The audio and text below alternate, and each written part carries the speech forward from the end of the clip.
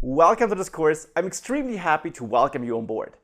In this course, you will learn Flutter and Dart from scratch. No prior knowledge is required. We'll start at the important basics and then work our way through all the core features up to more advanced topics like working with native device features, the Flutter internals, state management, and much more. This course is fully up to date, and as I do it with all my courses, I will keep this course up to date, and you will learn all the things not just in theory, but in an example-driven, project-focused way. We'll build multiple apps throughout this course so that you have concrete examples of how and when to apply a certain feature, and you will learn all the things by applying features on your own.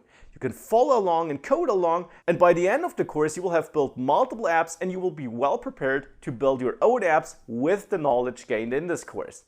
This course also has tons of quizzes and a lot of attached documents that allow you to dive deeper and check your knowledge. Now, in addition, you get Q&A support in case you should get stuck, and therefore I'm convinced that this course will turn you into a real Flutter developer. Now, who am I? My name is Maximilian Schwarzmüller and I'm a 5-star rated instructor here on Udemy. I got multiple best-selling courses, and this course here also is the best-selling Flutter course, and I'm super excited about Flutter.